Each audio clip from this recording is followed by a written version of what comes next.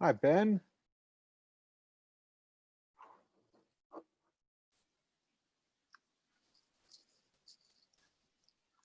Hi, Ben. Hi, how are you, Menachem?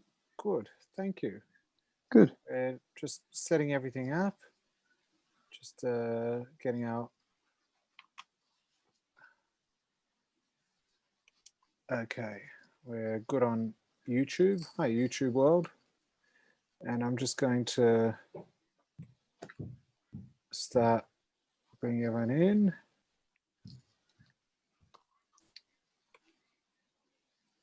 Okay. Hi, how are you, Menachem? Good, good, good.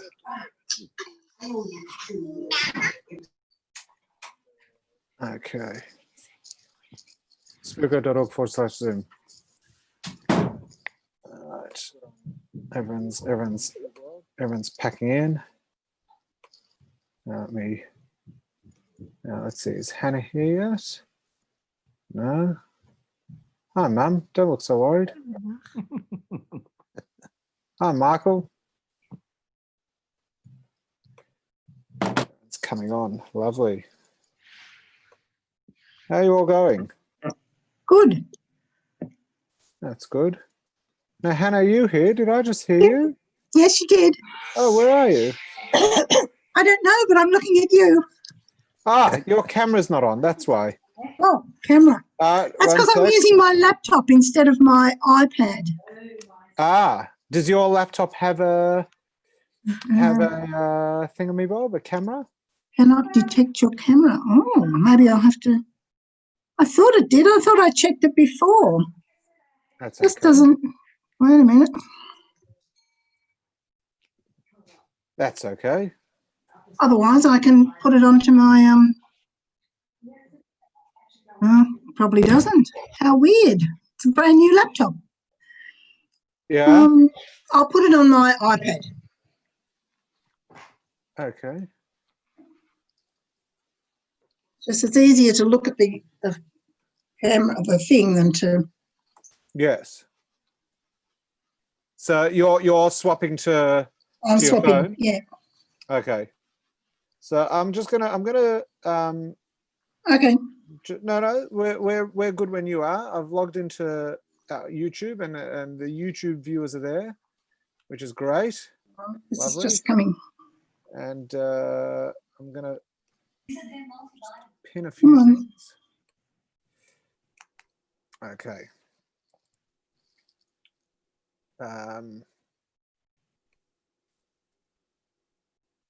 So we're just going to wait for. Okay. We're just going to wait for Hannah to. Join. Oh, there you are. There you are. Very good. So I'm gonna mute everyone. And Hannah, you might want to log off from one of your computers.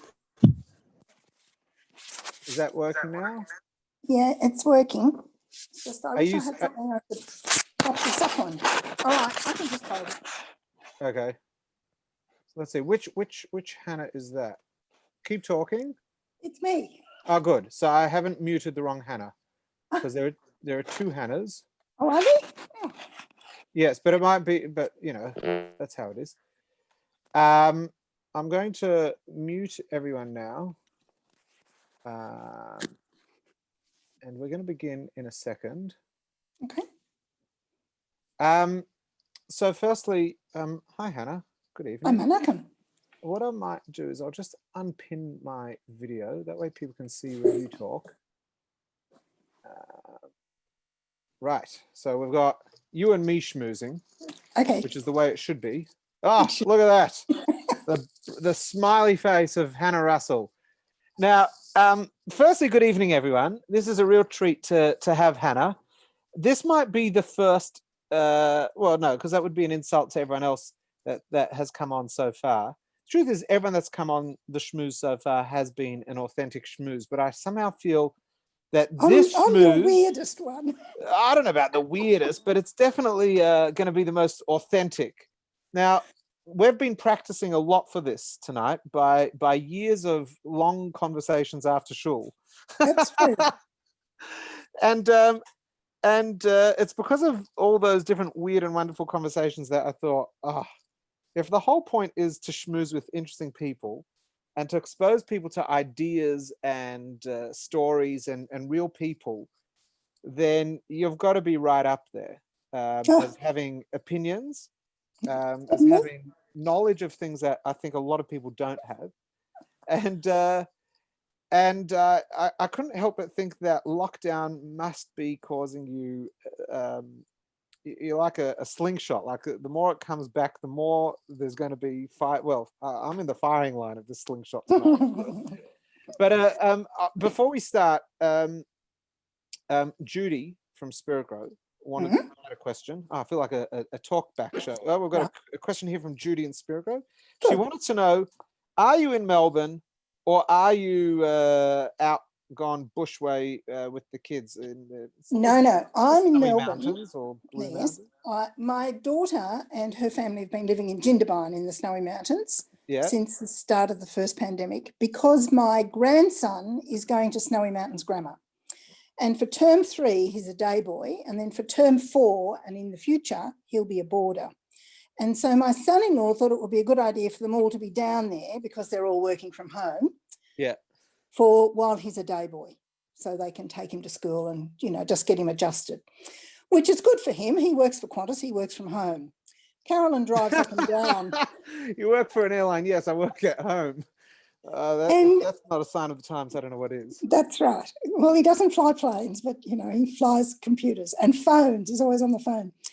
But Carolyn drives up and down to the hospital she has 5 days up there and 5 or 6 days down in Jindabyne. But now Russ's parents have gone down to stay with Oliver, and the other kids and Carolyn and Russ have come back up because it's term time for the French school. They start again tomorrow. Right. And so the 3 kids have got to go to school. So that's quite they're quite busy. Plus they're in New South Wales. So they've got the freedom to be that busy. They do. So Hannah, what we're going to do is, of course, we're going to schmooze. And as we move through the different topics, we're going to allow people to unmute themselves. Sure. And there might be comments, or I reckon there'll be questions. There'll be all sorts of questions tonight. Okay. But now, I've just propped up my laptop, so if I suddenly disappear, you'll know it's falling down. Oh, it's your brand new laptop falling down. No, I've got a brand new laptop. I've just propped up my iPad. So if I disappear, you'll know my iPad has collapsed. I haven't given you the cut. I've just fixed up the iPad. All right, that's good to know. So I think we'll do 2 things. If I could just share with everyone, if you don't want to unmute yourself, but you want to ask a question, you can type it into the chat and we'll get to it. But Hannah, there's so much that you and I do like talking about. There are also some subjects that I don't like talking to you about because they unmask me.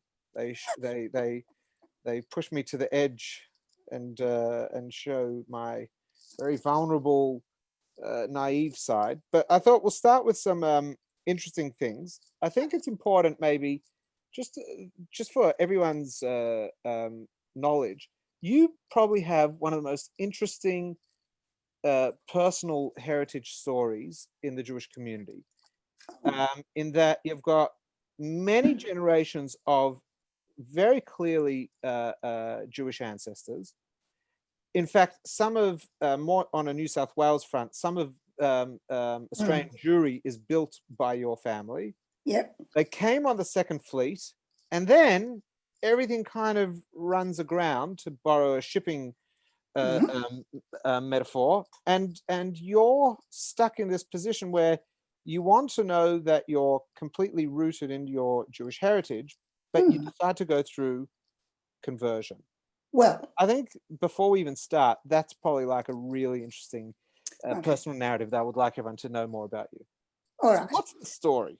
Well, what's the story? Well, my family were Dutch Jews. They were transported after the wife stole something, but because she was in her husband's custody, they were convicted together because the law in 19th century Britain was that if a man was in charge of was with his wife at a time she committed the crime, it was her fault because he had complete responsibility and ownership of his wife. So then they went into Newgate Prison while they waited to collect people to say that they were actually married and whatever, which they duly did, and they wrote off to the government, and the government pardoned Rachel. And so then her husband came out first. So he came out in the March. She took herself, she had 2 daughters who'd remained behind in Hamburg with her parents, and one, the littlest girl, Hannah, they brought with them. While they were here, while they were in Newgate Prison, she gave birth to their 4th child, Joseph. So when Joseph Sr. was sent off to the hulks and sent out here, she took herself off to Manchester with her 4 children. And I don't know whether she had a liking for crime or whether she just thought this was no good, she was going to go out. So she embarked on a organised theft ring in Manchester and got herself convicted again. Now, she was also at the same time pregnant. So while she was in Manchester jail, she gave birth to her 5th child, Elizabeth, who died on the voyage out.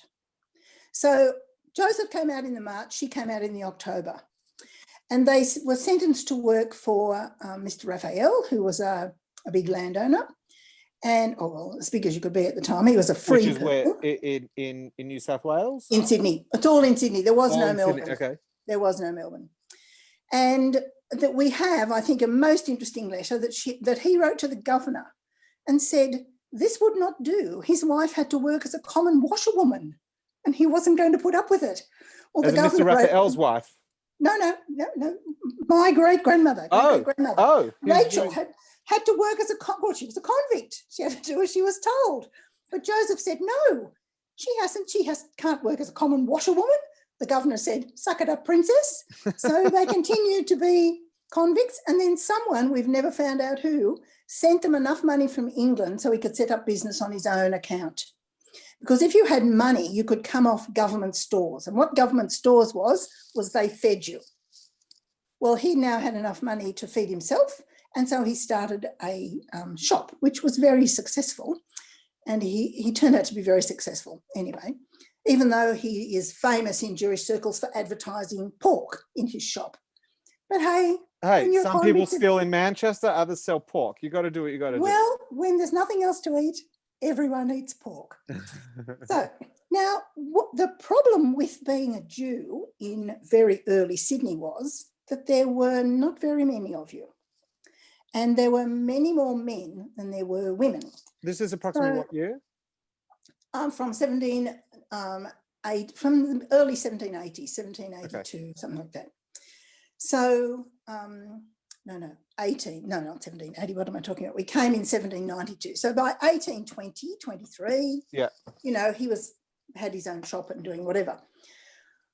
Well, then eventually he had many more children while he was living in Sydney, one of whom was my great-great-grandfather Isaac.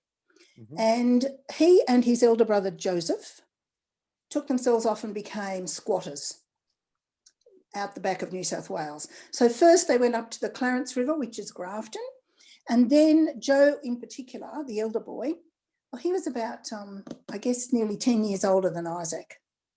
So he between that, when he died, when Joseph died in 1904, according to the newspapers, he and Isaac owned more farming land than anybody in Australia, and it stretched from Sydney right up into the Northern Territory. Right. So they were graziers, and that's what they did. Now, Jews don't farm. Let me point this out to you. Except the Aarons family, they did farm. Right. So there was my poor great-grandfather out there. He had 13 children, 10 of them were girls. So he didn't even get his own minion. But, so there they were. He was out there farming away, doing whatever, doing very well. Now, how I I knew I was Jewish. I knew they were Jewish, but we weren't Jewish, if you know what I mean. Well, you couldn't be Jewish in the bush, really. You just said you were, but you couldn't. There was no minyan, there was no shul. There was no Jewish infrastructure. There was no Jewish infrastructure at all.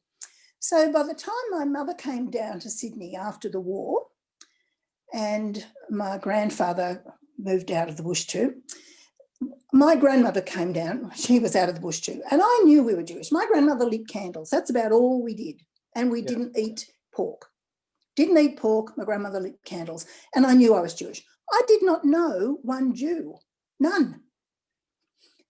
And I went to university. So don't let your kids marry young. Went to university, got married at uni. And I married someone who was actually Presbyterian. But we decided for all sorts of reasons to bring our children up Catholic. So I have 3 Catholic children. And I did my best. I tried. I couldn't believe it. It just didn't ring true for me. But anyway, I went along with the flow. You know, I did what I did. And then I had the opportunity to spend a month in the Old City. In Israel. In Israel. So there I am in Jerusalem. And while I'm there, I thought, I'm a Jewish person. Why am I not doing it? So I came home and I thought about it.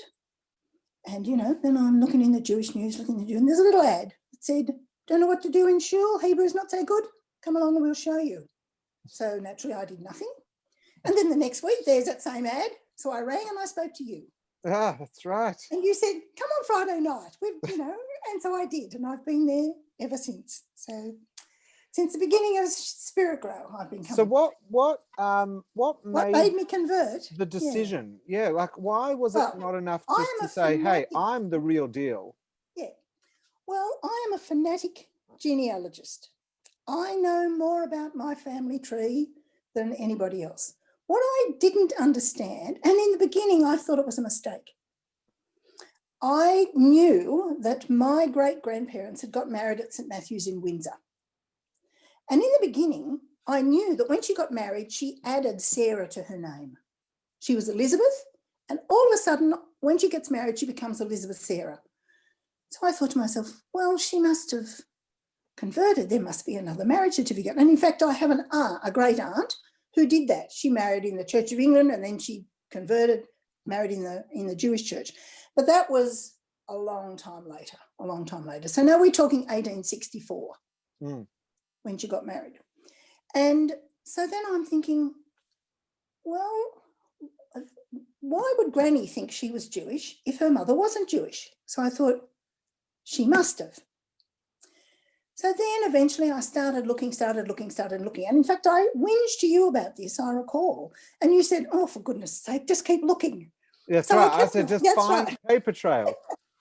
Well, because for anyone who doesn't understand, the way to determine someone's Judaism is if you have a Jewish document that really supports, it could be a marriage certificate or anything, as long as you can build a bloodline paper trail with that person, you're probably going to be absorbed and fine.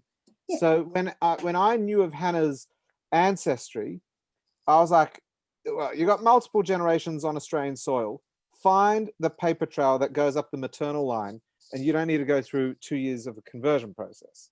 No. Well, as it transpired, and in fact, I've since been talking with the guy who runs the Jewish Cemetery Trust in Rookwood in Sydney, and he said there are very, very few Jews who descend from the earliest Australian families still going unless someone's converted.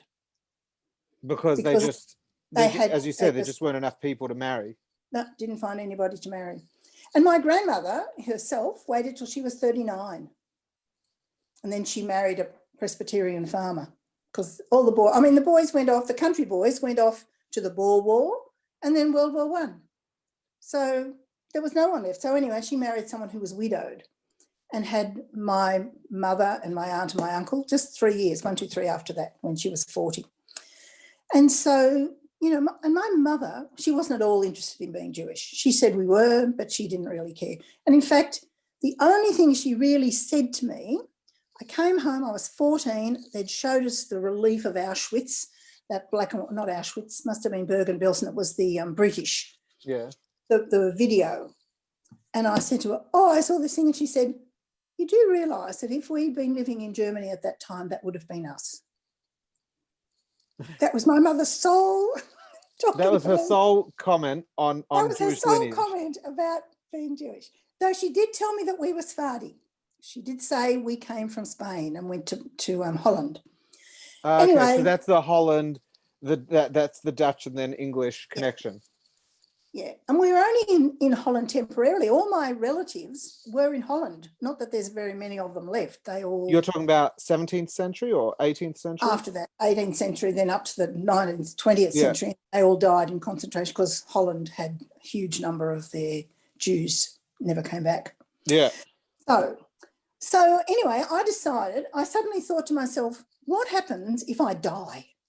That's right. Where- This was where so will- poignant. Oh, Where will they bury me? I thought they might decide to bury me Church of England. So heaven forfend. Not even No. a Catholic burial. no. So I just thought, well, the Jews won't have, they might not have me. What'll I do? So then I schlepped myself off to the Beth Din and said, right, this is the problem. These are my photographs. These are my matzevas. This is whatever I've got. This is my grandmother's Haggadah. And he said, okay, you can start. So I didn't even have to go through, Baruch Hashem, did not have to go through all the proving that I was really serious. And so then I started 2 lovely years with Sarah Moshel. Mm.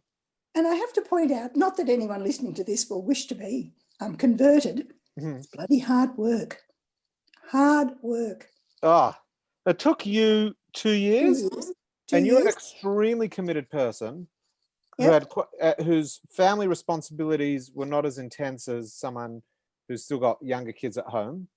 No, but I was working full time. But you're working full time. So working full time adult who's got the evenings to study and you did it full on, it still took 2 years. Mm. It's 2 a years is hard, the minimum. It's a hard slog. There's 12 modules and you have to be examined on each module as you finish it. And then at the end, you're examined on all 12 modules. And it's a written exam. And what did the rabbis say at the end? That it was this to them, was this about clarifying who you were, or was this actually, for all intents and purposes, you had to go through a conversion? Was this like a safety net conversion, like just in case, or was this? There's no They said there's no such thing. You either you're either in or you're out. in or you're out. And I wanted to be in, and so I was prepared to do the work.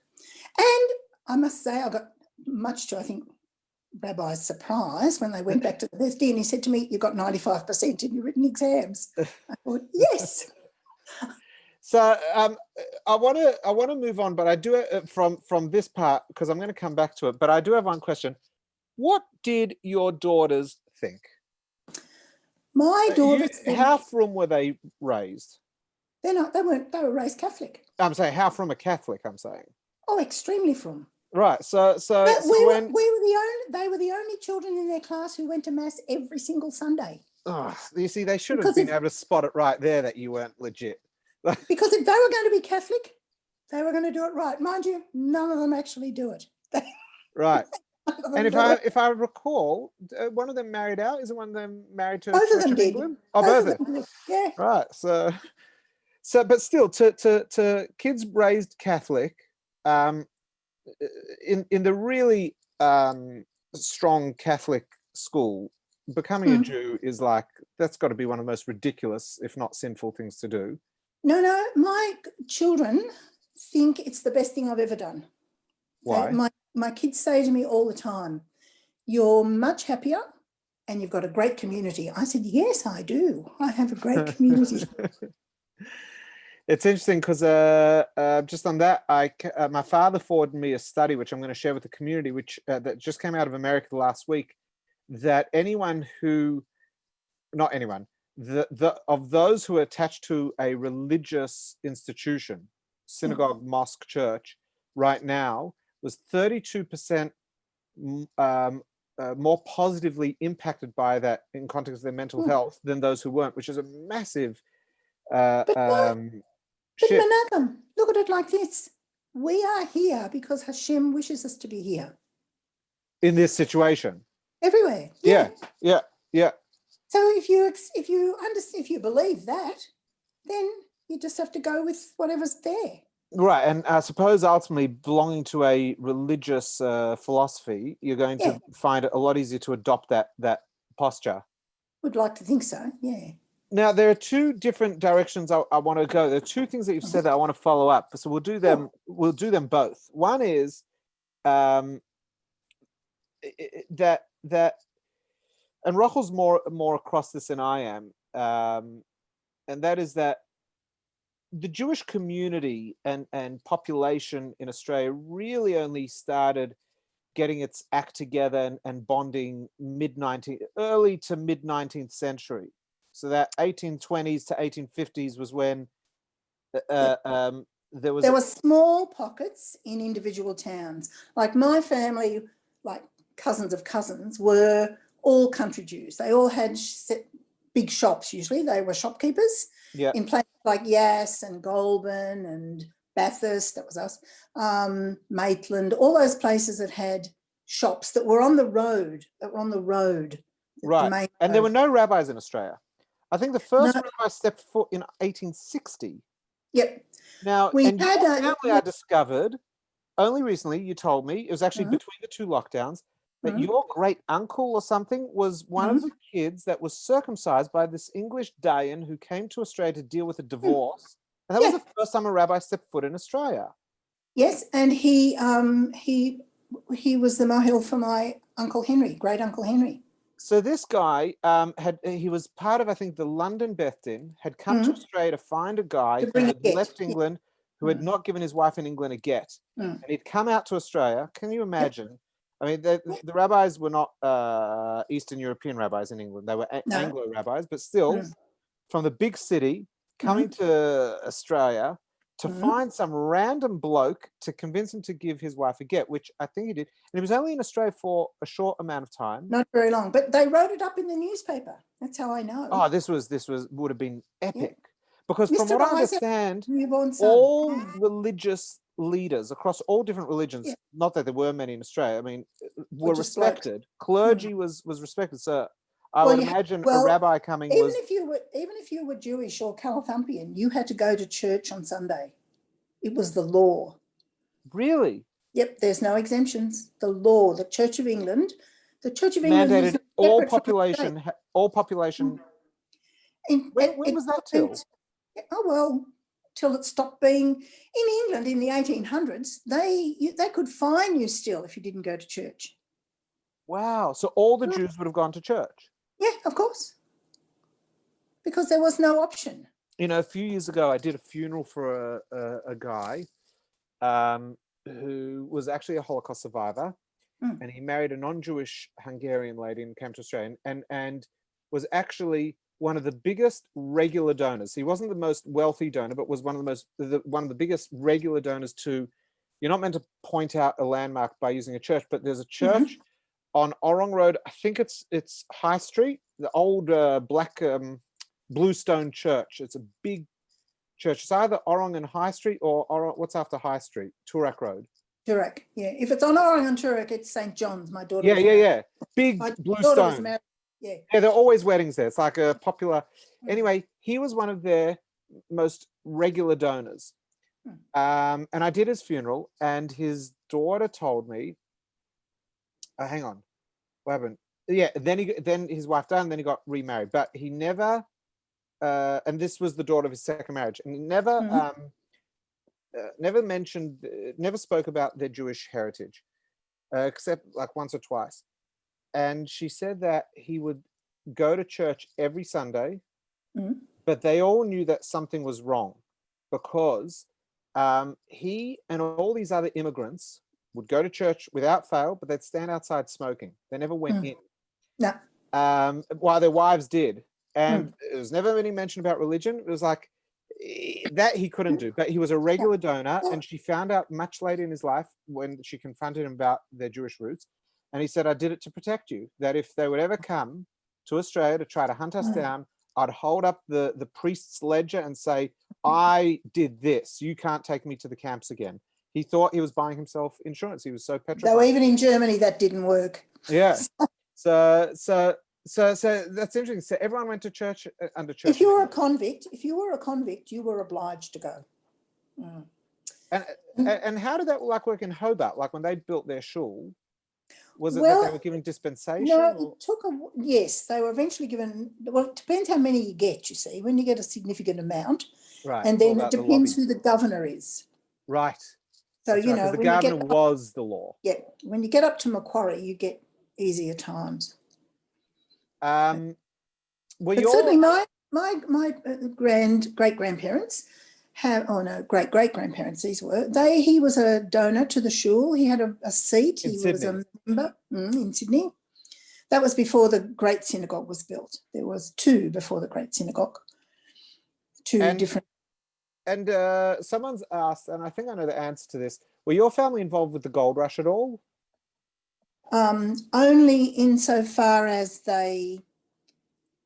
I don't think we ever found gold, but we used to transport the gold from the gold fields into the gold mine. Right. So In they weren't so involved in No, we were farmers. We weren't gold prospectors. We were farmers. Okay. Because they were from Bathurst, I think, and there was like big finds there. So There were big finds there, but we were already farmers. By the time the gold rushes came, we already had big farms and were farming them. Before we move to the next subject, Mel Lewis has a question. Mel, do you want to just unmute yourself and ask?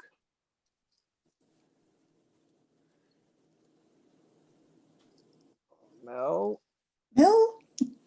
here he's going. I see him reaching for his mouse.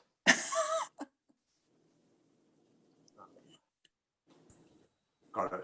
Yeah, good. Can you hear me, Hannah? Yes, I can. How are you? Nice to see I'm you. well. How are you? It's nice to see you. Yeah, we'll see you in real life one day. Hopefully. Baruch Hashem. I'm just intrigued, and you don't have to answer the question if you don't want to, but I'm just intrigued. Did your children know that you were Jewish and Yes. that you were all along from early They've on? always known that my family was Jewish, yeah. And when they were reared as Catholics, did they have this conundrum like, why are we Catholic rather than Jewish? No, kids aren't. We started them off early in Catholic school. They just assumed, you know, well, their father wasn't Catholic either, so it didn't make any difference. But by definition and by birthright, they are Jewish with a Jewish mother. Well, no, not now. If I could have found the piece of paper, they would have been. But once I converted, then it's not possible for them to be Jewish unless they convert. But they're Jewish by birth. No, because Hannah didn't have any evidence of her connection to her Jewish ancestry. But doesn't it go back now? No, it doesn't. As Once long you as convert, there's you've got no, to start again. yeah. And if they'd been tiny babies, I could have had them converted with me. But because they were grown up, you know, teenagers, I couldn't. So, sorry, I don't want to No. push it too long, but I thought if you had a Jewish mother, you had a Jewish neshama, you were Jewish, like, that's it. Before I was converted, I gave all my children Hebrew names. But you can't lose your Jewishness if you have a Jewish mother, can you? Oh, so Mel, I think where the confusion is, Hannah, there was a break in the family's lineage between Hannah and her great grandparents. There's no proof of the continued Jewish bloodline. There's no proof of marriage there's no proof of conversion of my great grandmother. Okay. For years, I assumed she must have converted because my grandmother, her daughter, said we were Jewish. But when I looked for the paper, I couldn't find it. Okay. And so then I got nervous and thought, you know, and the Jewishness had just fallen away because we lived so far out in the bush. Yeah. And when I came to Sydney, we didn't live, the Jews after the war, they all lived in Bondi. Well, we lived in Beecroft. It's not, it wasn't where they lived.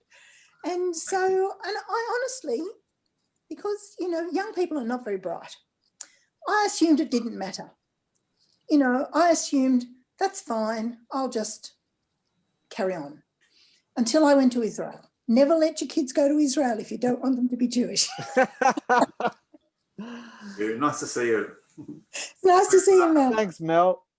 So, Hannah, in the 1850s, once those little Jewish pockets really started coming together, particularly in New South Wales, we find some very colorful characters in Jewish history. There was a Jewish bushranger. I wanted to know if your family had anything to do with this bloke. He actually didn't rob on Shabbos. He wouldn't allow his gang to rob on Shabbos. And lo and behold, guess when the police caught up with him? Yeah. Was on a Shabbos. Well, And, we didn't have anything to do with that, except my great complete denial. we Yeah. weren't actually bushrangers, but my great uncle Henry, my great grandfather's brother, the one who was whose brick was done yeah. by that guy, yeah, he was held up. He and his mate were held up by bushrangers, and Yeah. they took their boots. They tied them to a tree, took their boots, took all their stuff, and so they couldn't chase after them. And he said the thing he said in the paper was they were new boots. That's what he was supposed to. That was his. So, It was new boots. Yeah. so what's fascinating about this Jewish bushranger? I think the law caught up with him in 1860 or possibly a little later. So there's already a rabbi on the scene in New South Wales, and and there was actually already a Chevra Kadisha, because this is in the old newspaper cuttings, in that he got arrested and he was tried and he was found guilty and he was going to be hanged.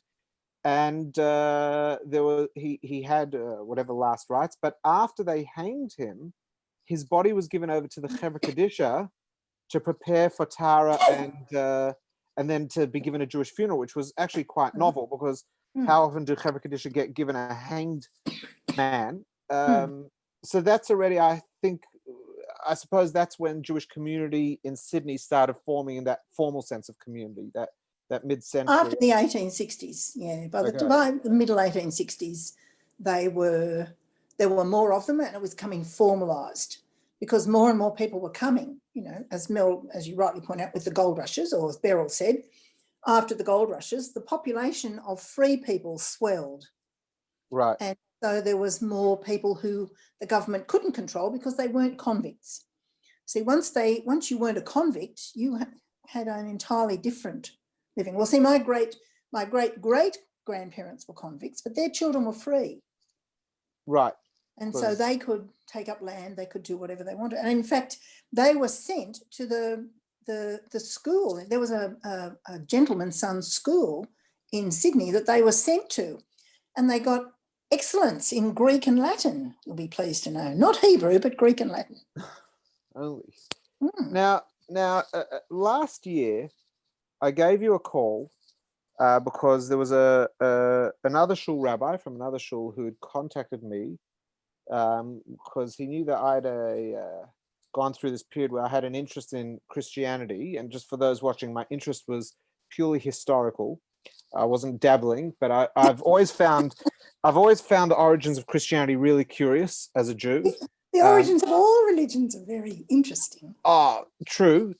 But this one I just could never get my head around. I've always found Rome to be interesting. Not always. I definitely liked Egypt more, but I've always found, and I've actually, I don't know what's happened. Maybe lockdown has exposed me to many more hours of YouTube watching and audio book listening. But I've really spent a lot of time becoming more familiar with characters like Caligula and that general period, because we're talking end of Second Temple period, and the colorful characters, and which just makes me really question Christianity. But this rabbi gave me a call saying, I've got this teenager in my shul who is infatuated with Christianity. Can you talk to him? And I said, no, I'm not comfortable talking to him, but I know a lady who could set him right. And I said to you, yeah, I am not prepared to tell him that he can't be a Christian. That's right. And yeah. I felt that was the best way forward, because there's nothing. It's not my job. That's not my job. People have whatever people believe. But anyway. But we've had a couple conversations, and you do have a bother with it. What is it that having played on both sides, what is it about people leaving Judaism to go to Christianity really confounds you? Like, what makes you go, why would they do that? Or do you not? Or do you say, actually, I see a lot of logic in it? No, there's no logic. Well, this young man. What do they say? Only ask questions you already know the answer to. This, you said to me when you asked me to speak to this young man, said, "Oh, it'll be one of those happy clappy religions." Well, as it turned out, it was the Presbyterians, who are the least happy clappy of all the non-Catholic churches. So Presbyterians are what? Even more than Methodists? Scottish. Methodists? Oh no, Methodist. The Presbyterians were a breakaway from the Catholic Church before King Henry separated the Church of England. The Methodists were a 19th century breakaway from the Church of England. But they're also very conservative, aren't they? They are, but different from the Okay, so this is a Catholic spin-off as opposed to a Church of England spin-off. So they've been around for a long while, and they were the people who were involved with Mary Queen of Scots and her son James, who became the King of England. But anyway, Presbyterians. so they're certainly not, so they're certainly not happy clappy. He said to me that, I mean, he's a very charming and clever young man. Yeah. And he said to me that, I said, how did this all start? He said, oh, well, one of the guys at school said, would I come to church with him? So I thought, why not? Anyway, he said, while I was there, I had a personal experience of the risen Lord. Well, His words. I'm sorry, you can't argue with a personal experience of the risen Lord. And I said, okay, so what are you going to do about that? And he said, well, I'm going to become a Christian. I said, okay. I said, now you do know that it's not as straightforward as you might think. But you see, we've had You're saying their conversion process takes more than 2 years, or you're saying... Oh, they just say, get away. No, the whole idea of being Christian is not as straightforward as you might think. Right. What happens now is that the Christian church has had 2,000 years to put a lot of spin on who Jesus was. Yeah. For a very long time, up until the Middle Ages, they didn't really acknowledge that Jesus was Jewish. They kind of knew it, but they never acknowledged it. And in fact, until the Middle Ages, the Catholic or the Christian, which is all there was, thought was that the Messiah Jesus couldn't come back until all the Jews had been converted. Right. So they weren't allowed to persecute them. Not to the extent of killing them. They could persecute them, make their lives. Right. And we had to make the choice. Yeah. So they could only torture us, and this was big with the Inquisition. Yeah. Don't kill us, just get us to the point where we will submit, and then we've opted in. Yeah. So, but now what they do is they have all these. We've talked about this. They have all these proof texts. You know, there's the Psalm where the person's hanging on the tree, and then there's Isaiah 53, you know, with the suffering servant. Well, clearly, 1,000 years after Jesus, these people said, must be him. Now, the reason that they do this, and it's important to know, is that in the 1st century AD, after Jesus was killed, you could be any religion you like. There was no discrimination. People didn't care, Zoroastrian, whatever. Yeah. But all of those religions, all of the existing pagan religions, and that's not a pejorative term. It's just it's for people who worship multiple gods. Yeah. All their gods had long backgrounds. The Egyptians had the story of Osiris and that, you know, like it was all. Now, Jesus pops up out of nowhere. The Christians can't say, well, we've got this guy and he says he's the Son of God. Who's going to believe that? Nobody. So he had to have a backstory. And that's why the Gospels, which I know you haven't read, the Gospels give long genealogies of Jesus right back to the prophets. Yes.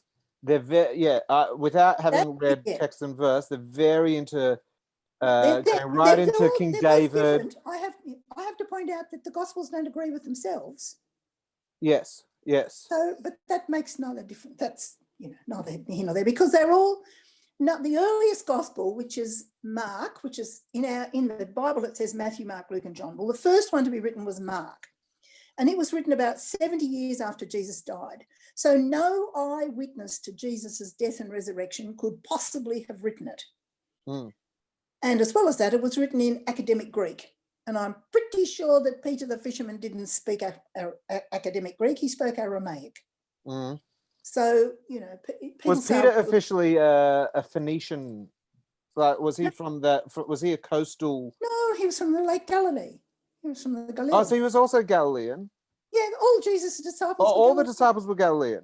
Yeah, all from Galilee, because that's where he came from. That's true, of course, because he's hopping around the whole north, moving around, having So a go at he collected Capernaum. all these people up in the north, and then they came down for the Passover. Yeah. And then he met his very sticky end. And then, according to the stories, he rose from the dead.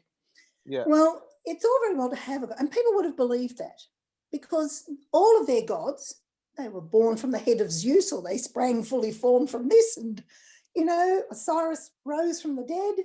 Lots of people did. It was a thing with gods. So people would have believed it, but he had to have some provenance. And the only provenance that he could latch onto was the fact that he was a Jew. Because Jews, everyone knew, Jews had thousands of years of being established. And so the church began to pass him off as the Messiah, the Mashiach. You're saying that wasn't until the medieval, No, medieval? I'm saying that was in the first 200 years of Christianity. Oh, right. Okay, good. Yeah. No, I thought, correct. So right back in the beginning. And that's why it was important for them to fit him into the Tanakh. Right, because he has to be the continuum. He has to have a backstory, you see. The evolution. Yeah. So it's all very well for them. And so that's what they did. And now, of course, people insist it must be as though I reckon that if you got any story from long enough ago, you could fit anybody into it.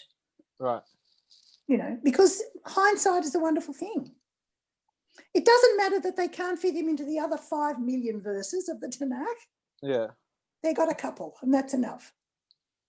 And as you pointed out to me, they're very this is what you're saying. This is the challenge of moving into Christianity is getting your head around.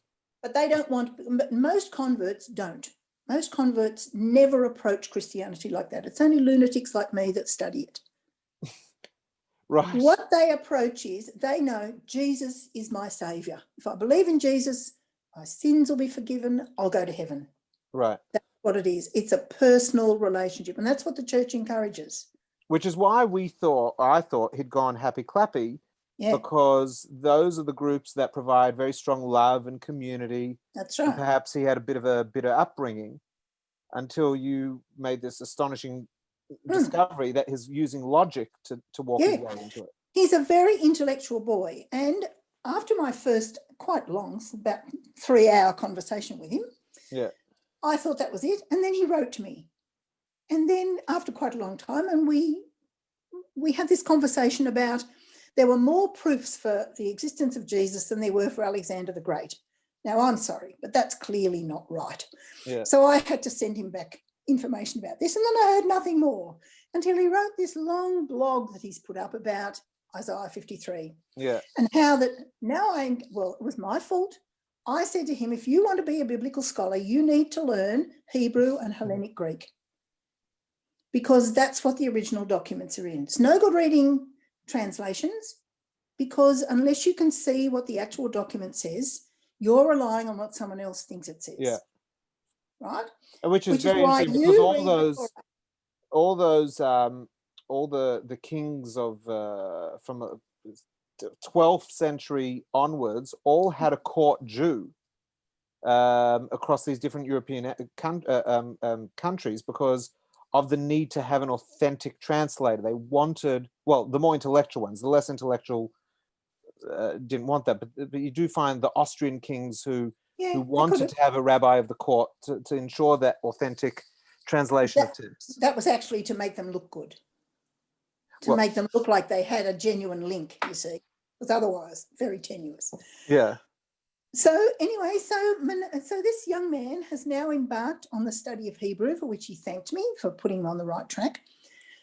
I can only think that he's a prodigy, because I cannot read the Torah enough to know whether it's singular or plural. And you are, without floating your boat, one of the most knowledgeable people I know. Thank you. I work in there because you have got a long history in education and as a librarian. I've never met a librarian who hasn't read everything. And I have and particularly in Christian history. Yeah. And that is something you've always been into. So for you to say that's a massive call. Yeah. I wished, honestly, when I was doing my comparative religion studies, I wished that my Hellenic Greek was better. I did Hellenic Greek in the second year of my first master's course. Yeah. So it's like I can do with Hebrew. I can transliterate, but I don't actually know what it says. Right. So when I look at the Torah, Yeah. I could probably, though the Torah's crinkly writing makes it a bit difficult, but Yeah. I could probably read what it says, but I've got no idea what it actually means. Well, like every other Jew that Yeah. reads Hebrew. So if this young man is able to do that, he's a prodigy, which is great. He probably is. So he wrote me this long diatribe about how the use of the word servant Yeah. is sometimes singular and sometimes plural. Yeah. Therefore, it can't refer to the nation of Israel, because then that would be plural, Yeah. he says. Though I think, when we get the Torah on Mount Zion, isn't that singular? Isn't that a singular verb? Yes. Vayichan Yeah. Shom, and he camped there. Yeah. And this is one of the common, and this is what on Saturday night really got me frustrated, which is he rejected rabbinic commentary. But rabbinic commentary is not a dogma. It is what we rely on because someone has bothered to go through the text to explain these things. But as I pointed out to you, they only choose the ones they think support their argument, which everybody does. Yeah. It doesn't matter what you want to argue. You only use stuff that supports you, whether you take it out of context or not. Yeah. And this has always been the counter-missionary argument, which is, what you're doing is so intellectually dishonest. You're quoting to people who don't know things without a context, and all you have to do is put an exclamation mark, a full stop where there should be a comma, and all of a sudden, well, makes sense, and it's very disingenuous. So this young man's on his journey, probably lucky enough to have you in his life. I'm not sure why he contacts me, though. I don't know whether he wants me to say, you're brilliant and I agree with you and I'll become Christian. No chance of that happening. But what would he want? What would be the point? I can't help but think that he's found someone who's willing to listen to him. He's found someone who's very well versed in the text that he's interested in. And I'm sure on some level he wants the pat on the head and the permission, which he's not going to get from you, which means he's going to keep coming back to you, keep not getting it, and get more frustrated and keep coming back. It's almost like that child that keeps going to their parents, but the parent never gives them what they want, so they keep coming back. Which I'm probably the only one who talks to him about it. That's also true. Just reading, I read his blog, and he's definitely not going to come across many Jews in broader Melbourne society who are going to be like, oh, that's interesting. Let's have a bit of a chit chat about that.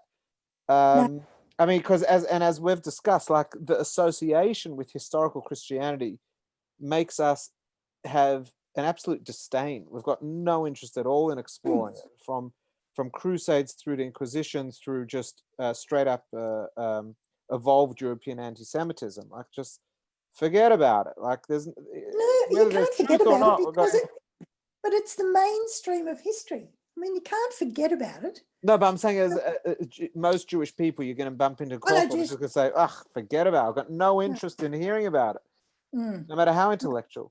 So before we move to our next thing, does anyone want to ask Hannah anything? As you can see, she's an absolute font of inspiration, of knowledge. We've had many conversations about even just how the church carved up Australia. Catholic and Church of England and Adelaide and its Germanic influences, and Melbourne, and I think you told me that Melbourne was the poorest city, so the Catholics were more. Which city? Well, the whole thing is that most of the Irish that came are Catholic. Right. The Protestant Irish think they're English. Right. So the Catholics who came, there were more of them in Melbourne. Right, so Melbourne is a more Catholic city than Sydney. Yeah. And so there were huge problems with education because Catholics weren't allowed to go to university. They were like Jews. Catholics and Jews were the same. You couldn't go to university. You couldn't be this profession. You couldn't be that profession because you were whatever, Catholic or Jew. Right. Because this was a Church of England country, because the Anglican Church doesn't have separation between the church and state. Yes. The Queen is the head of the country and the head of the church. Yes, the great Australia defender. now- Yes. Australia now, we have a separation between the church and the state. But England, and until 1901, the church was the state. And it was Yes. the Anglican church, because that was all that there was allowed be. Which is a fascinating concept, because Prince Philip is somewhere between an agnostic and a closet atheist, and is married to the defender of the church. In the Yeah, but he's Queen. Greek. You've got to make allowances. Fine. Fair enough. Fair enough. So does anyone have any questions? I'm just checking the no questions in the comments section. So let me just check. And the only thing about, just one extra thing about my family, Yeah. that my children think that they all know. They all, in fact, Lucy says, how come we're not Jewish? And her mother says, it's very technical. But when they come to my house, they know how to keep kosher. They know which drawer, and they bring something in the bag, into the house in the brown paper bag. And Thomas says to me, paper plates, paper plates. So, Very So- good. Can I ask a question? Sure, Yes. Mel. Welcome back, Mel. Thank you. I'm always asking questions. Hannah, you mentioned that your children are no longer Catholic. they're technically Catholic, but no, they're not. So I meant practicing. Yeah. And yet you said that every Sunday they went to mass, and it was like, that's When it. they were children, while they were at school, they went every single week, because I thought if they were going to be Catholic, they were going to be Catholic. There was So- I'm never half-hearted, Mel. Yeah. So why do you think, or what happened that they became non-practicing? The same as happens to most people, laziness. Laziness? But you think if you're going to mass every Sunday for so many years, that would define you in a They're sense. grateful to stop. That was my experience. Interesting. When they got to be, about 15, they said, we're not going. So, And you didn't push it. well, I was firm in the beginning, and then they said, no, we're not going. Well, you can't force a 15-year-old who's as tall as you into the car, not when there's 3 of them. It's not possible. And apart from that, I believe that people's faith journey is their own. So all I could do was to show them the way that, I sent them to the Catholic schools, I took them to church, we went through all the motions, but they don't care. And I do care. I mean, I care about what religion I am. They don't care. But can I ask, although they- can I ask, is that the same in Judaism, perhaps? It's not, God forbid, but in the same sort of. Well, You go to it's Jewish interesting you schools asked that, and they- Mel. Sorry? It's interesting you asked that, because I think we do see that. We see parents put their children through a Jewish Jewish school. education, take them to shul, and not necessarily do things turn out the way the parents expect or desire.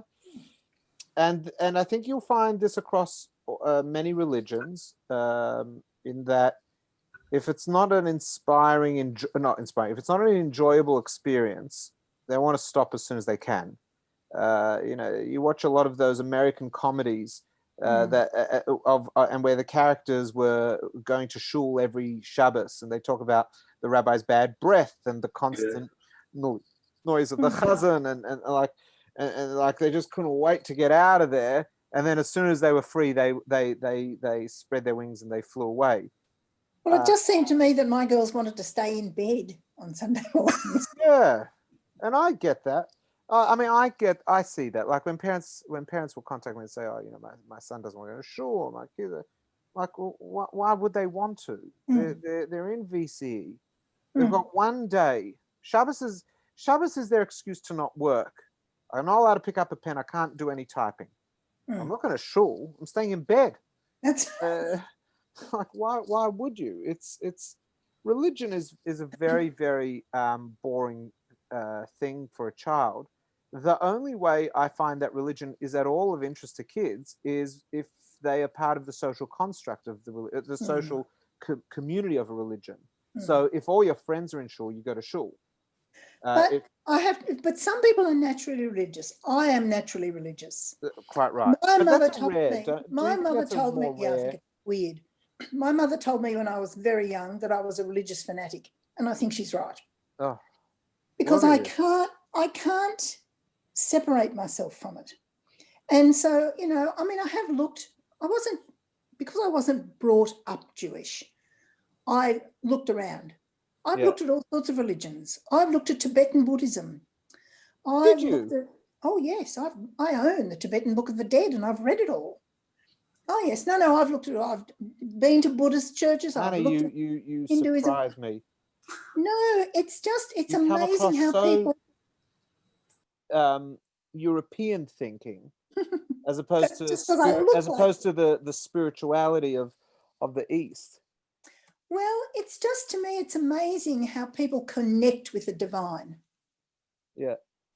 And eventually I found, and I tried all different things. I tried to be a Catholic. I tried to think about being a Catholic, but I don't believe it. And so then, I mean, I've expressed to you before that I have difficulty believing Elijah went to heaven in a fiery chariot.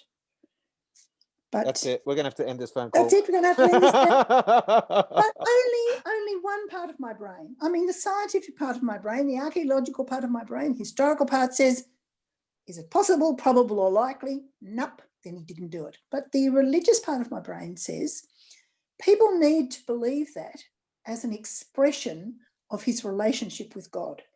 Right. So I have this, I've told you before, I have a split brain, one that is technical, historical, and one that is religious. But I can't separate myself from the divine. It is completely clear to me in everything that whatever we do is a connection to Hashem. So can we just go back to your trip to Israel? Because you said that was a very defining thing. But very defining. You were in Israel for 4 weeks. At what age, what stage of life? My kids are all grown up and off at university. And at that time, you're going to Israel to check Israel out. What, before you landed in Israel, what did you think were going to be the main stops of your journey? Did you, on a religious level, what are the things that you thought, while I'm here, I really want to check this out? And then what happened? I wanted to see all the places people talked about. You know, I wanted to see the Mount. I wanted to see the Church of the Holy Sepulchre. I wanted to see the Bethesda Pool. I wanted to see all the stuff that I'd read about for years. Right. And when I got there, I just connected to the Jewishness. I don't know how. And I went with a group of Catholics. I had this opportunity to go with, I've always taught in Catholic schools. I had the opportunity to go to the Sisters of Zion, who live in the Rio Dolorosa. I just need to interrupt. For those that don't know, Hannah, for many years, worked at Manville Hall at Loretto. But I worked in Catholic primary schools before that. And snuck me in as the resident rabbi for, thank goodness I made a good relationship with Don, who was head of religious instruction or something at the school. Yeah. And he would wheel me out for anytime they needed a rabbi for any year 11 or year 12 or year 10 subjects. And I think I did around 5 years of going in, and I loved it because it was the only place I felt like I should put on a capote. I should walk in a black frock. Like, I'll get respect here, because they had the old nuns living there. I don't know if they're still alive or if they still live there. No, they don't. And I felt like I walked in and like all the girls stand up. And I remember the first year I didn't go in a hat because I thought, well, it's got to be a bit modern. And then I was like, nah, wear the hat. Go full on these people. I always want to go ultra orthodox. And Hannah snuck me in, and it caused quite a positive riot. Like, the kids absolutely loved it. They found the Jewish view on all sorts of things absolutely fascinating. And it was really. And you see, they don't get to meet any real life Jews either. Not at all. No, I remember there was one girl. It was a medical ethics class. So this was it was a VC subject on. Yeah. And so they had different religions coming to talk about the medical ethics. And then at the end, they could ask me whatever they wanted. So there was a girl that said how she wanted to know, what are the Jews who have like little side curls and fur Yeah. hats. They live near her. I said, "Oh, do you live in Ripon Lee?" She goes, "How do you know where I live?" She's like, "How do you? What is this devil nonsense?" I was like, "Oh, because they're pretty much localized to Glen Eira Road." That's right. and That's where they Arthur live. Street. So go on. So you're on a group in Israel. Yes, so it was a Thinking you're group going of to see all the holy teachers sites. and a group of sort of Catholic educationalists. It was not necessarily all teachers. And so we stayed in the old city and we drove around and we went to Lake Galilee and we looked at all those things. And while I was seeing all the Christian sites, I guess, because that's what it was. But we had lectures, organised lectures by people, Jewish people as well, because the Sisters of Zion were formed in France to facilitate better relationships between Jews and Christians. Okay. And so they're a French order, but they live in Jerusalem. And so their whole idea was to introduce, I was already learning Hebrew before I went. So the idea of it was to introduce these Catholic education people to real life Jews. And so we had the opportunity to go to shul. We went to people's place for Friday night, for Shabbat. And this is in Jerusalem or up north, like Tiberias? Jerusalem, in Jerusalem. Okay. We were usually back in Jerusalem for Shabbat. And it just, I can't even understand, I can't really explain it. I just became aware that I was in fact Jewish, that, all this time I'd been pushing it to the back of my mind, but I no longer wanted to. And so then I came back and I thought, I'm a Jewish woman, but what do I do about it? Well, nothing. So what am I going to do about it? Well, I should do something. Mind you, I've said this to you before too. I always thought I'd be Reform because you may not have noticed this, but I'm a feminist. I am, and I believe that women, you wouldn't believe it, would you? Left field, you wouldn't believe it. But I always feel that women should be more included in every religion, but they never have been, which is where we get back to the prototype Adam and Eve.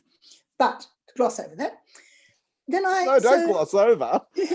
So when I came to Spirit Grow, I was actually coming in the beginning to see what it was. I've been to lots of different religious communities to see what it was, but then I couldn't stop. So then I came and I became, even before I started to do the conversion, because I still thought I was Jewish, I became kosher. I changed the way I dressed. I became kosher, came to shul all the time, started to learn more about it, and then realised that, that I had to make it legal. Yeah. Once I couldn't find that document. You really wanted it. It became your focus. Yeah. And so now I can't imagine not doing it. There are so many questions that I'd love to ask you, but it's getting late. But I've always been fascinated whenever I'm in Israel and I do see Christian groups. In fact, when Rachel and I were there for a wedding a few years ago, we went to the Dead Sea and there was a massive American group. It would have been around 150 people, like took up half the hotel.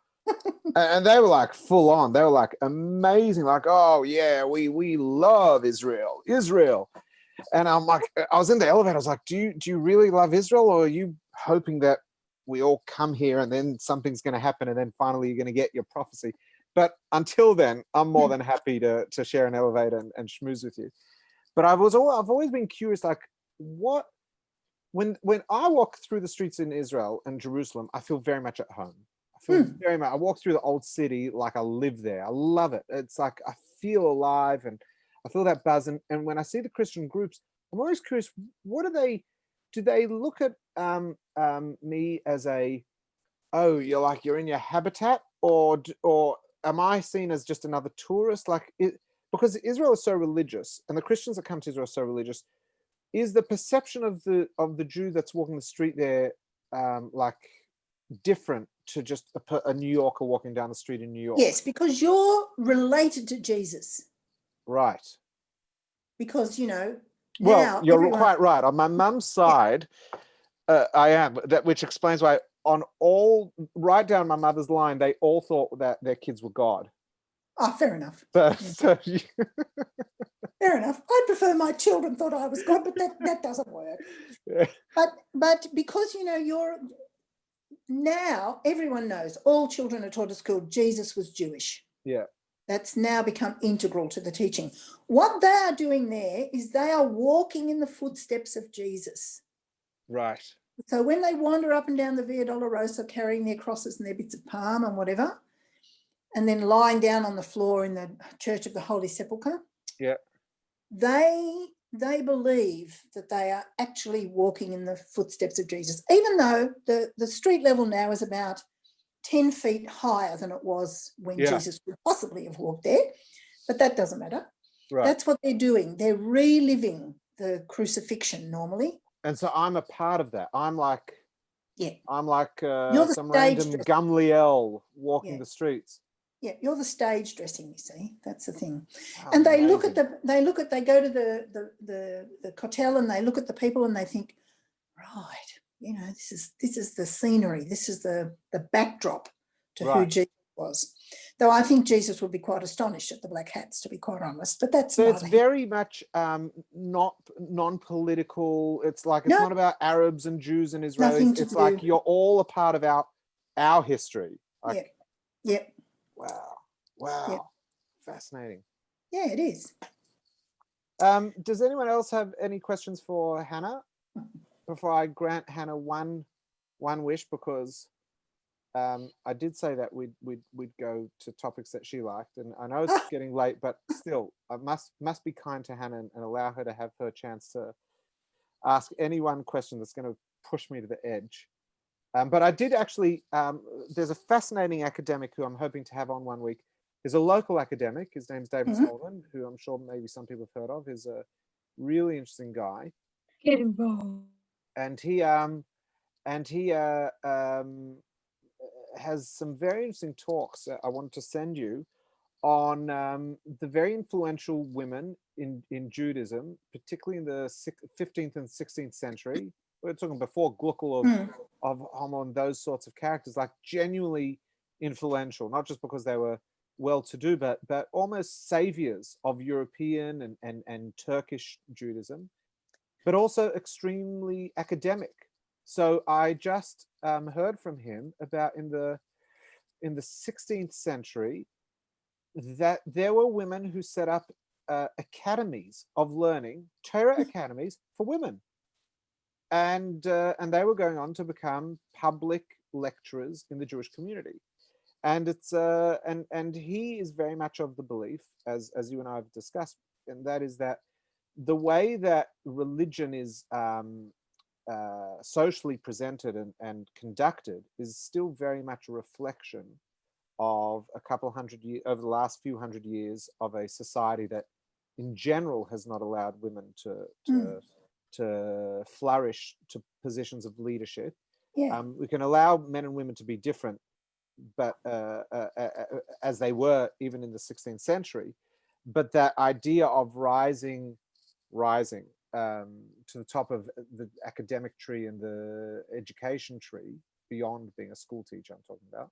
Well, it was, I mean, every society thought that women were second rate. Well, that's right. And that's the reflection that they didn't have the brain, they couldn't go to uni, they were too stupid to read. Up until the 19th century, lots of even well-to-do women didn't really read and didn't do mathematics, didn't read the newspapers because their husbands and fathers said, they couldn't possibly understand it. And actually, one of the things he said was that the first Yiddish book, because Yiddish is quite an old language, it pops up in the 12th, 13th century as a really constructed language. But the first Yiddish book was written by a woman in the 16th century, and it was a book on Jewish law as it relates to women. And that was an incredible piece of work. It's been superseded since by other texts, but that's an incredible, and it was written by a halachic position, and it was written by a woman. So so in answer to our ongoing conversation, I maintain that the way it is very much a reflection of how society has treated the woman, and it will remain like that until it slowly evolves, or perhaps if Mashiach And bear comes in sooner. mind that that was all based on their interpretation of the book of Genesis. That's Or the is- convenience of the interpretation of the book of Genesis. So, you know, because you completely reinforcement. crushed me. The last time I saw you, crushed I was, Menachem, crushed. Oh You, dear! It I wasn't my mean, comment that when I said men are better, was it? I just gloss over that as stupidity. I'm joking. Yeah. I've always thought, I believed, I read it in the Torah, we are made in the image and likeness of God. You said to me, no, we are not. Oh The God! What did I say? prototype Adam, Blasphemy. you did. The last Friday we actually attended. Yeah. What did I actually say? You said that Adam and Eve, the prototype, were made in the image and likeness of God, but when they left the garden, they were somebody else entirely. So we're Let me walk back on that. good. Let me say, Adam, the prototype, which was a masculine feminine, was created in the image of God. Correct. That's what the Torah says. Nasa Adam b'tzalmenu k'tzalmenu. Let us. And if Eve was included within Adam, Yeah. then why wasn't she also in the image of God? She was so the prototype is Adam Eve. Yes. Adam Eve. Yeah. And then they are separated into Adam and Eve. So they're no longer in the image and likeness of God? They are two halves of the image and the likeness of God. Okay, but obviously one is superior. No, Oh, no, I'm stunned and amazed. no. No one is superior. They are different. Ah. And their differences do set them apart in some very serious ways that creates a very simple hierarchy. One is stronger than the other. But And it when doesn't one is- separate their brain. No, No. no. It's But like you see- it's a separation like the right hand and left hand. If you were to cut me in half, I'm very clearly left-handed. See, if you cut me in half, you'd say, "Oh, left-handed Menachem is a very, very well-presented individual, and right-handed Menachem is not."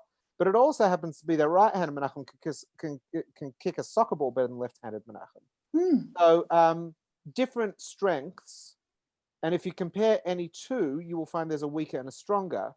But if you keep looking at one and not the other, you will find that one has strengths. But if you actually look both ways, you'll find equal. But that isn't how it's been presented over the 5,000 years, is it? No. No, because that's not a very convenient. That doesn't support the dominant sex. Right. The dominant. And so sex we is- should be past that now. This is the 21st century. We should be able to see This is the that messianic people side, are you see. equal. This is the messianic side, because it says that when Mashiach comes, we have the Gilui HaShechina, the revelation of the Shechina. What we're talking about is the revelation of the feminine, because that is not something that is present. Although I say, up the revolution, first women's suffrage and then women's lib. I mean, do you know women's suffrage? Just on that, do you know? I just heard this a few months ago. Do you know where women's suffrage first began? In New Zealand. Yeah, they got it under first. the We got Jewish it Prime second. Minister. Yep, they got it What an first. We got it amazing- second. Yeah. So anyway, so women's suffrage and then the women's liberation of 1960s onwards. And then now we look in the 1990s and that attitude of really almost like affirmative action of putting women on boards, that social, and even today the continued strange ways that it's happening in a postmodern way. I think these are all good things because these are all inching closer to the time of Mashiach, where it's not going to be a message of women are equal to men and therefore give them equal rights, but it will be the celebration of the woman as a woman, which is not quite taking place in all strands of the feminist. And then just think, narrative. it might be the celebration of a black woman. I would say it won't make a difference what color, because It shouldn't make a difference in age. and I'm not saying that to be nice and gentle. It's just that the issue of color is only an issue because one group decided that it was inferior, So one group decided, and it wasn't, and I don't know if it was Based on color the or was it Bible. just, was it No, just? based on the Bible hand. Oh, it's true. We got Chum. That's right. So so that's from a biblical Mashiach point of view, that makes less difference. It's interesting because when I was in Melbourne University last year, and I think I saw Nora's name pop up, so I apologize. She's heard me tell the story. So there was one workshop on bias and all sorts of things, and so there was this question about, and at one point they said, just raise your hand if you are a white male. So all the men put their hand up except two of us. So one guy's from Papua New Guinea, so he didn't put his hand up, and I didn't put my hand up. So the lecturer said, Menachem, are you taking the mickey out of us? I understand Tanu hasn't got his hand up, but what's your story? So I said, I don't identify as white. And so there was a bit of a snicker and a giggle. It's the second week, we're all quite, but no one was expecting that. And she said, well, what do you mean by that? So I said, it's very simple. I don't identify by my skin color. Like, that's not a definition of I am. So I said, and I'll substantiate this claim. I said, and it was such a strange thing to say, but I said, if this room was burning down, and I could only grab someone and save them, I would on instinct, if there was a black Jewish woman here, I would on instinct grab her ahead of everyone else because of my religious affiliation conviction that every Jew is a brother and sister. So there's a natural tendency. It's not at all a discrimination against anyone, but that would be my natural tendency. Whereas what you're saying is that I will more naturally have an affinity to the other white men in the room because of my color and my gender. So I said, gender, I understand what you're getting at, but I don't identify as white. Anyway, it really set for an interesting discussion because on the one hand, I had a point, although on the other hand, she took me through this passage of unconscious bias, which kind of undid some of what I said. But it was a very, very interesting thing. So coming back to this, I see color as less of an issue because I think that's a man-made construct, whereas the dominance of the male over the female, I think that is less man-made. I think it's more inherent. I think it's something that sits much deeper than color differences. It does, because it's been held by the majority for much longer. The male-female dynamic. Yeah. Well, and that's alluded to in the Torah. That is alluded to in the expulsion. But see, in ancient Egypt, women were allowed own property in their own right and inherit it, whereas in England and Rome, you weren't. Yeah, it's quite right. In Rome, that wasn't So, 5,000, 4,000 years ago. Yeah. Kind of. Only those daughters. Well, they set precedent. It does create, but you're right. It's not quite the same strict equal land ownership. Egypt was a very modern culture in many ways. But then because they petered out, and the Romans were a patriarchal society. So what replaced them was patriarchal. That's right, and that Jews will are patriarchal. Christians are patriarchal. You're not going to have a Roman Senate passing land rights laws to women, so they're not going to elect women senators. No, never did. Never did. Weren't allowed. And in this alone, there is a whole other subject. But I am aware that I've kept you up late. But I think this is something that we should revisit. I'm not chicken of it. I do find it interesting, especially when I discuss it with you. But I will send you that interesting podcast on it. Because it is interesting, but I still maintain. So to finish off with a beautiful idea, under the chuppah, seventh blessing that we make at the end of the chuppah says kol sosin v'kol simcha kol chosin v'kol kala. That there's the voice of joy and celebration, the voice of the groom, the voice of the bride. You say, well, hang on, there's no voice of the bride under the chuppah. The only person who talks under the chuppah is the husband. Who gives the ring. And so this quote, Kol Sosim, Kol Sim, Kol Chosva, Kol Kal, wasn't written for chuppahs. It was taken from Tanakh and brought into the chuppah. But it is actually a reference to when Mashiach comes, and there will be that equal voice. that there will be the male voice and there'll be the female voice. That and it's the acknowledgement that we do not live in a time where there are two equal voices. There is right now only the voice of the masculine in the world. When Mashiach comes and there is the revelation of the Shekhinah, the world will become inherently feminine. And that will be, and that's the sign of the completion, that we have the dominant masculine and the dominant feminine, as opposed to masculine, which in there we'll finish with that positive message, because maybe, hopefully, Mashiach is upon us with everything that's going on in the world. Well, I'll just finish with my favourite quote from someone who lived a very long time ago. Let justice roll down like water and righteousness in an everlasting stream. From the prophet Amos. And I think that's a good one. That is good. Once that, well, if we had justice rolling down like water, we wouldn't have the problems that we have. That's very, very good. I like it. Very, very good. Yeah. Thank you, Hannah. Thank you for coming on. Thank you, everyone else, for coming on. And just to finish, we've got a beautiful comment. Loved Hannah.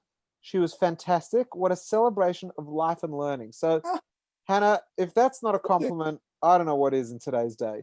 Thank you so much for giving the time. Thank you, everyone.